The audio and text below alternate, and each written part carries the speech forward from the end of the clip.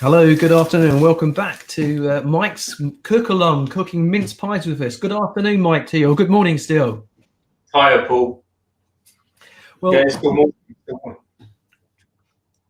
Well, I'm going to hand over to you, Mike. I hope everyone's got the ingredients to hand. I've also got a glass of nice Bucks Fizz this morning. Well, something like a bit of lemonade in there. So I'm going to enjoy this session. I've been really looking forward to cooking mince pies with you. And I had the privilege earlier in the year of having to cook along with you with various different cakes. And we had so much fun that we thought we'd invite you back into the studio and share your cooking expertise with all of our lovely volunteers and viewers out there.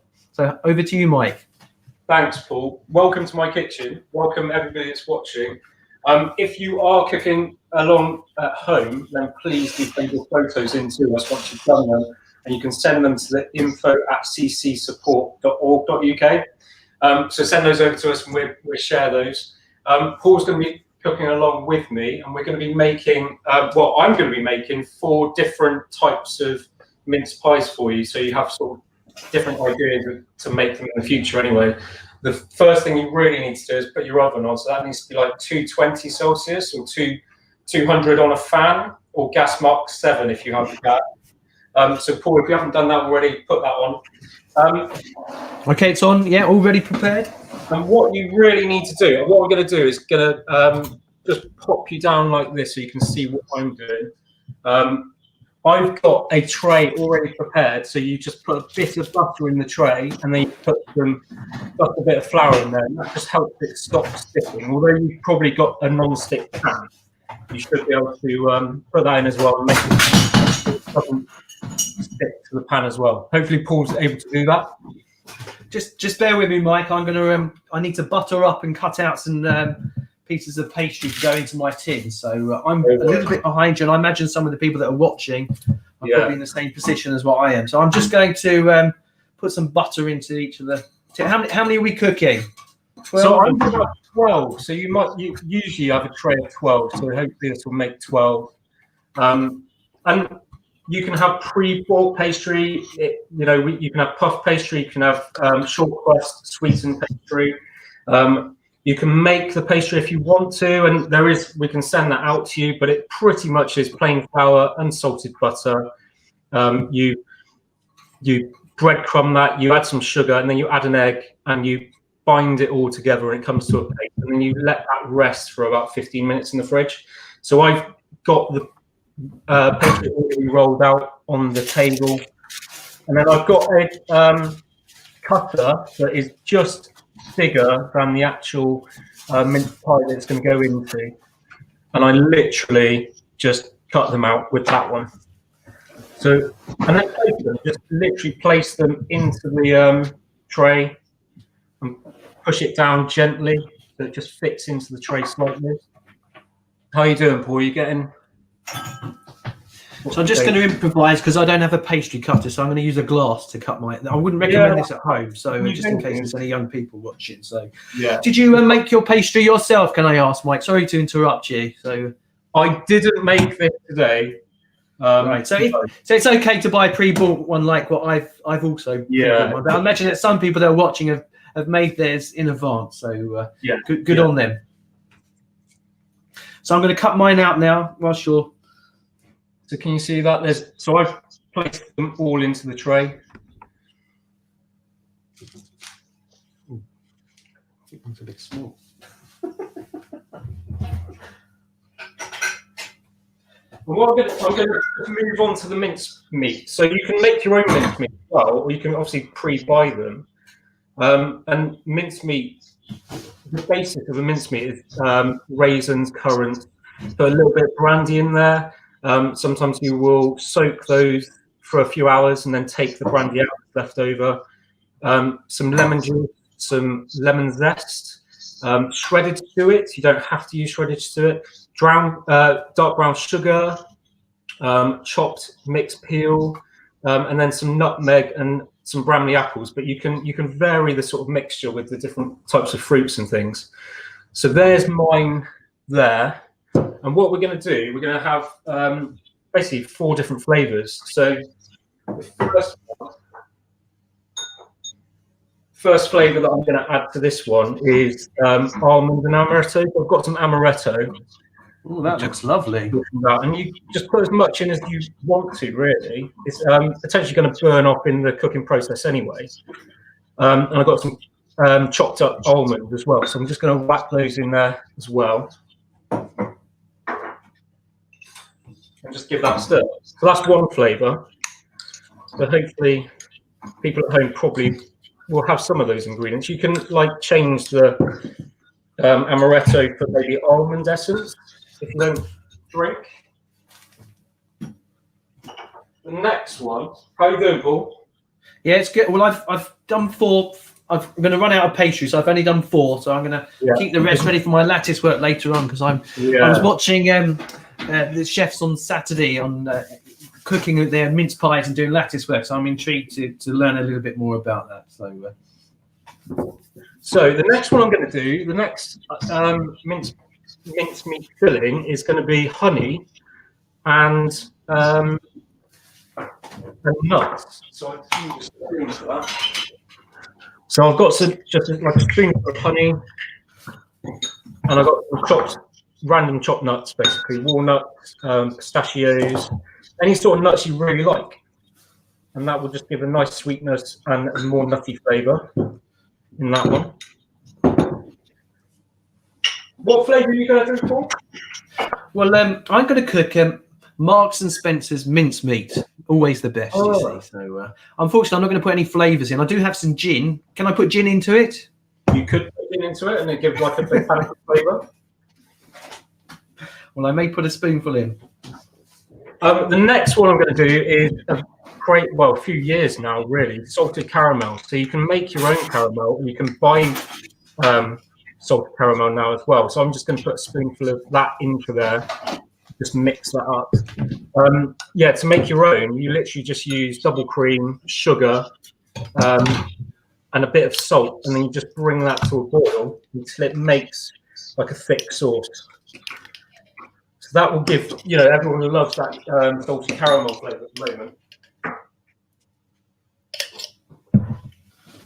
The fourth one, if that wasn't enough, wow, would be mincemeat again, and I've got some maple syrup. So I've got a bit of maple syrup that goes into there. Maple syrup's really good for you, and some pecans. So that's gonna pop into there, and I'll just mix that up as well. So you can see there's loads of different flavors you can do. I'm sure you can, people at home, if you wanted to message in with your flavors, you can let us know what you're going to do or what you like.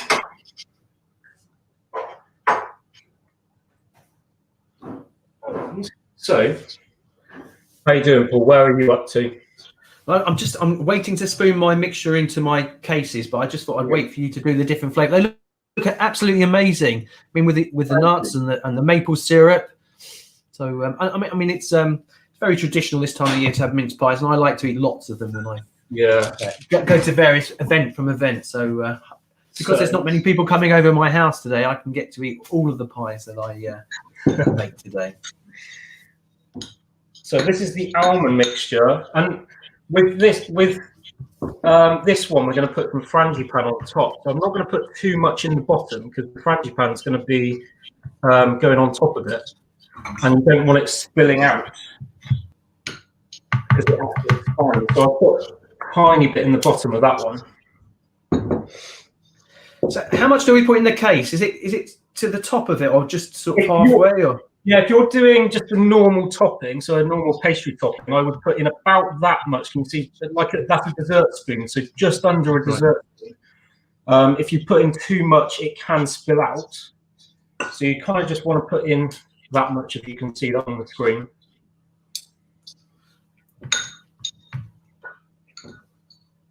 It really has a very distinctive smell, doesn't it, mincemeat? Yeah, I love the smell. It just reminds you of Christmas, doesn't it? Christmas is coming now. Sure. And are you getting ready for Christmas, Mike? Have you put your Christmas tree up yet? How's it going?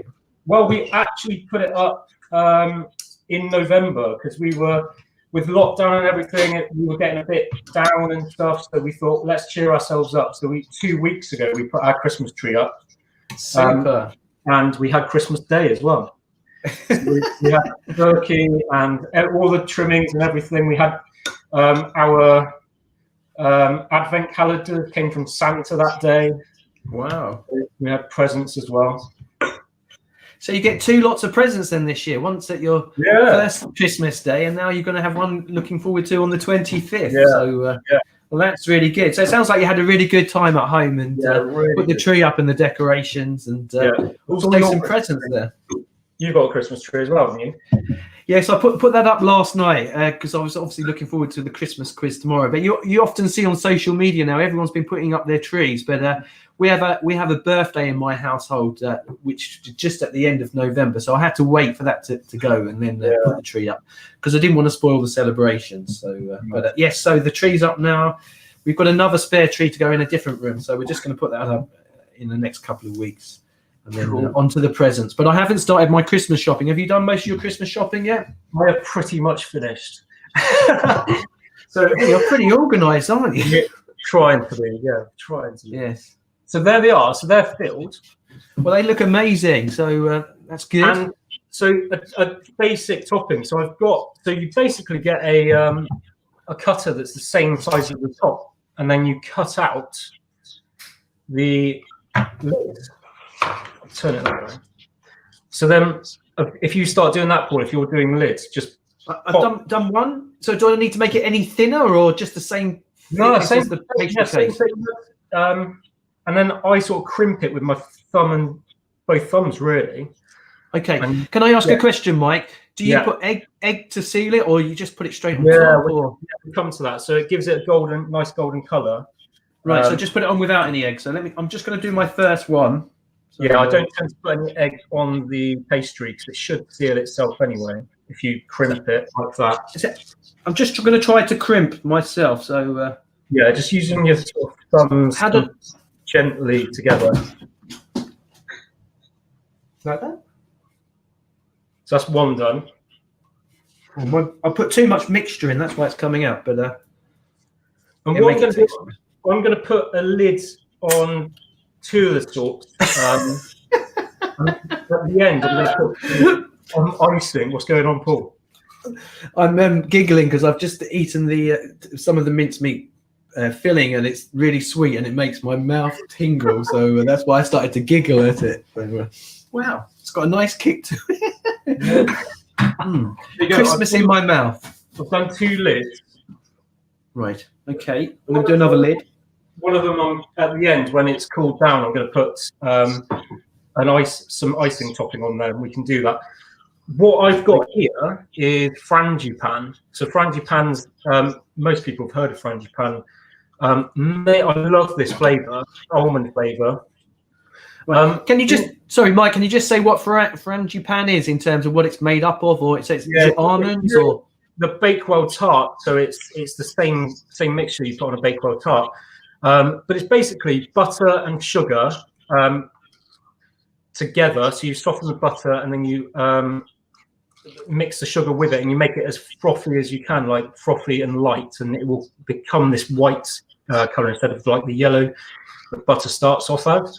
Then you add an egg, and then you add some like a tablespoon of plain flour and about 110 grams of ground almonds, and it makes that texture basically, and the flavour is immense. So what I'm going to do. Okay, can I just ask? Can we buy that in advance? Because like me, I've been off to a supermarket to buy a jar of mincemeat. Can you buy frangipane from the supermarket? I'm not too sure. You might be able to get the actual dry ingredients together and then you mix it together. But pretty much, I've always made it. I made this today, just beforehand. So it's really simple to make. Really simple to make. Okay, that's good. It's got a food processor as well. So I was just wondering, Mike. I wonder why we eat mince pies. Every year tradition. Mince pies. Yeah. Some people will love them or hate them, like Marmite. And it just gets a sense of like once I eat them, I always think about Christmas. Nice having the family around, having presents. going to the pub at Christmas Eve or going to church as well. So it just invokes that sense of Christmas. And I don't know why we eat them as a nation, whether it's particular to the UK or whether it's just something that we've developed across the world. Well, it used to be savoury, so it used to be mincemeat itself mixed with alcohol, fruits and spices to help it preserve it. And then as time went on, it progressively got sweeter, and then they took the mincemeat out. So that's why it's called mincemeat. Well, that's an interesting fact. Yeah, well, it wasn't British either. So it actually started in the Middle East in the 13th century.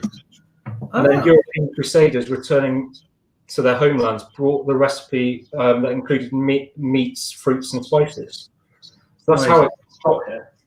So yeah. So I imagine, Mike, it must have been really exotic if they bought it that far, that long ago, bringing it over with all the spices, and to taste that must have been an amazing, especially in the depth of winter, to have all those different aromas and spices and the kick in the mouth. So and preserving it as well. That's the main purpose, I suppose. So what I'm going to do with the frangipane, I'm not going to put too much on, but I'm going to put, so you haven't got much mincemeat at the bottom, put a little dollop on top, because this will expand. So you don't want it too much in there. You might feel like you want to put more in there, but it will grow. So you want to keep it in the actual pastry itself. It's really about that. It's about half a dessert spoon in there. So will it spread out over the top? Is that what you're saying? Once it cooks, then it'll cover that completely.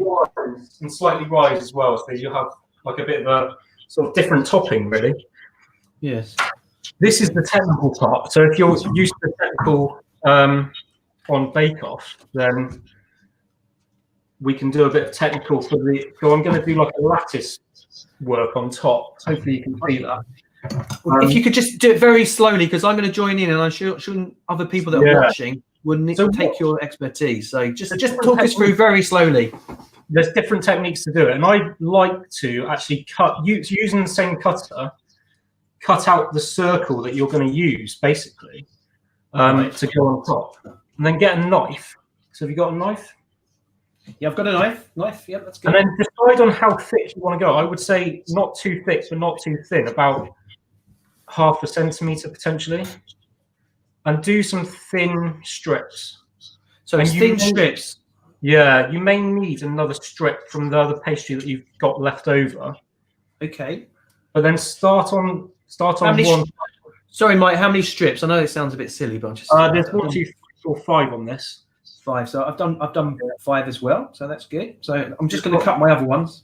Just place one strip on one side. And I'm just still cutting them up. Are you? You're much. So I'm going to get my pie. So, right. So you've put one on, so I can see. Yep. So just on the side. And so then take the middle strip that you've done and put that in the middle. Okay. And then take the opposite end strip and put that on the other side. So you've got a thing like that. Can you see that? Brilliant. I think I've managed to do that. Okay. Okay, so you can start with either one, but if you pick up the middle strip and just lay it back slightly, you see what I'm doing there? Okay. And I hope the viewers at home are joining in and they're following this. And then you can place one strip, one of the other strips across there, so it's above the two on the sides. And then when you bring that one back, it's then below the other one. Okay, I've got that. It kind of reminds me of those, those little laces that you used to use as a kid in plastic and used to weave them. So I think I've got a bit of training on that. So then with the 2 outer strips, bring them up, as did for the other one. And then with the other strip you've got left over, place that across and bring those down. And you can do as many as you want. You can make them thinner and do more strips, but that's a basic lattice. Fantastic. Is that okay? Yeah, well, it's wonderful. So, mine's probably not as good as yours, and I didn't manage to do the bit in the. I didn't. Hold on, I know. Let me just catch up with you, Mike. I've worked out what I've gone wrong on. I'm going to stick that on there. Well, I can do it again if you want. We could put on the 2 side strips, put in the middle strip, and then you bring up the middle strip take the other strip across, bring that one down, and then bring out the side strips, bring those up.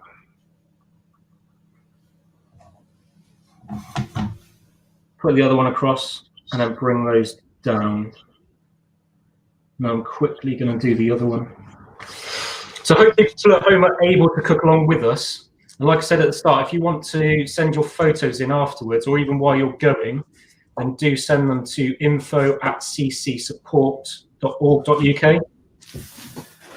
And if there is any messages or anything, just send them to the YouTube channel as well.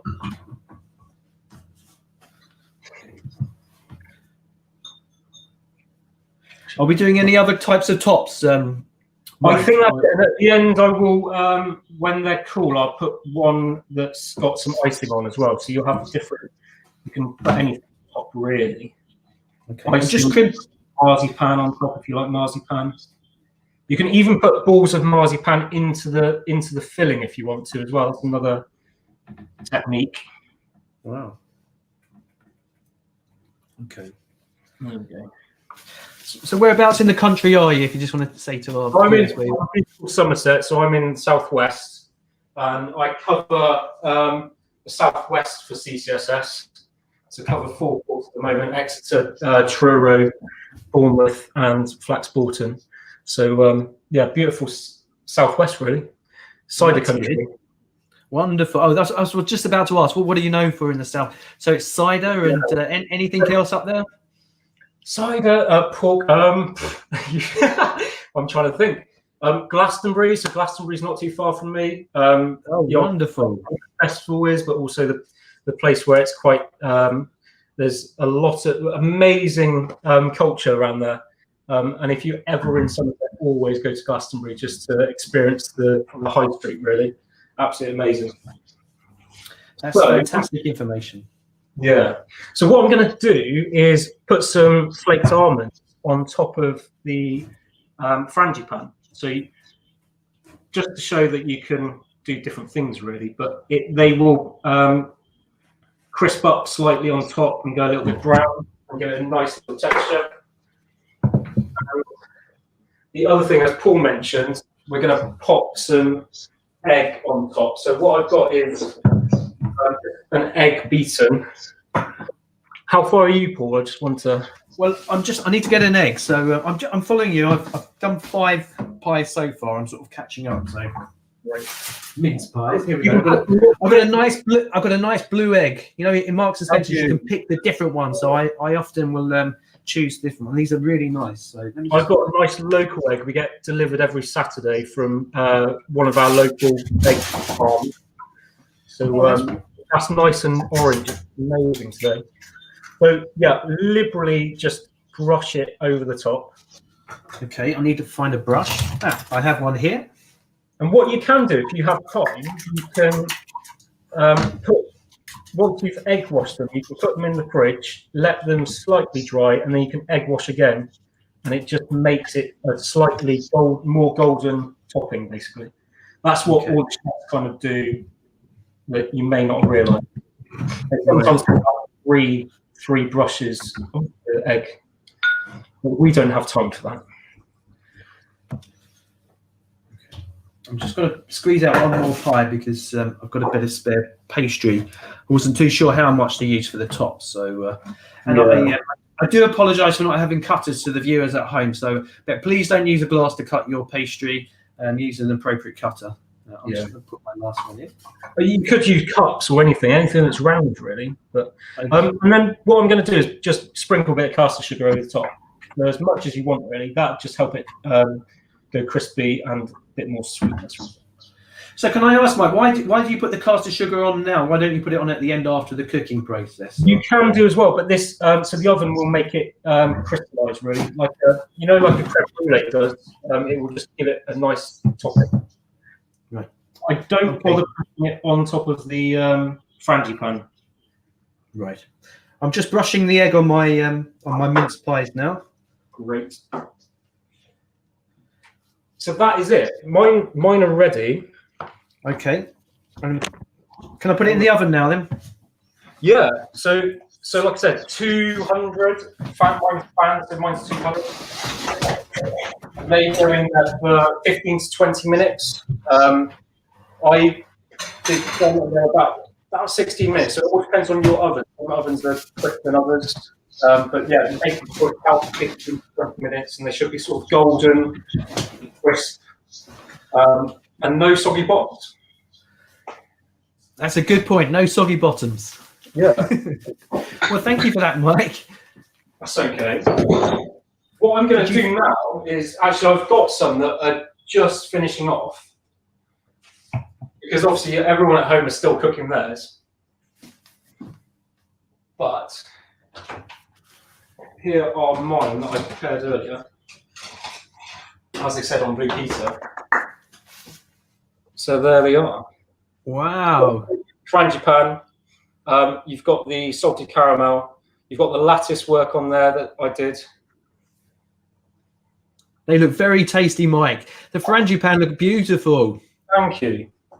I love Frangipane's amazing flavour. If you haven't had it, it's worth having, but most people have. So what I'm going to do is just show you a different style of topping. And I've done, and you need to let them cool down. I'm going to just do this to show you basically, but I've rolled out some icing. You can make your icing or you can use short bought icing. And I used the cutter that's about the same size as the top of it. And you can literally just cut it out and place that on top. And you can do it as any thickness you want. It adds more sweetness. Oh obviously. My God. I mean, I've got a sweet tooth and I think that would just send me off my rocker. I think it looks really good. If you want something for a special occasion, you know, that's one thing. Wow. And you can colour the pastry, so you can make some like balls and make them into sort of holly maybe and pop those on top as well. But I'm not going to do that. So yeah, and so that's it really. That's the and what I'll do, pop those on a board. So would you have a cup of tea with your mince pie or a cup of coffee? How do you take your mince pies, Mike? It all depends on the time of day, I think. I would maybe mulled wine when it comes towards Christmas. Oh, very nice. Maybe a cup. I prefer sort of coffee, really. But yeah, a cup of tea if I have to. Yes. And then I've got some icing sugar, so I just dust those. So dusting with icing sugar just makes it even more Christmassy. So can you just remind me again, how long do I keep them in the oven for, Mike? Just in terms of cooking time. 15 to 20 minutes. Just check them about 15 minutes just to make sure they're not going too crisp. And you just want them to come out of the oven when they're sort of golden brown, really. Okay. But there you go. There are. Oh, they look wonderful. Well done, Mike. Beautiful. So just talk us through the flavours again so that we know. You've got frangipane with almond and amaretto. You've got the maple syrup and pecan. Then Wonderful. You've got the honey and nuts, and then you've got the salted caramel and mince pie. Brilliant. Well, the honey and nuts sounds delicious. That's the one that I want to reach out to the screen and grab and have with a nice cup of coffee in 10 minutes' time. So, well, I do thank you for your delivery and skills in terms of making the mince pies there, Mike. I really, really, really did enjoy that. So is there anything else that you'd like to add to give us tips on cooking mince pies? No, I think that's everything that I was going to go over. But thanks for coming and thanks for your support. And hopefully you'll watch the rest of the campaign that's going over the next few days. Brilliant. Okay, well, thank you, Mike, and we will see you during the course of the week in various other different sessions. So, and for those viewers that are watching at home, if you enjoyed Mike's session, if you'd like to make a donation, please go onto our website. There's donation details on there, Also, if you look at the bottom of the screen, you can text and give through that means. Just please be mindful, if you do text giving in, fundraising payments and donations will be processed and administered by the National Funding Scheme, operating as Donate. Text will be charged at your standard network rate. For terms and conditions, please look at www.easydonate.org. Thank you for watching. Bye, Mike. See you. See you. Bye.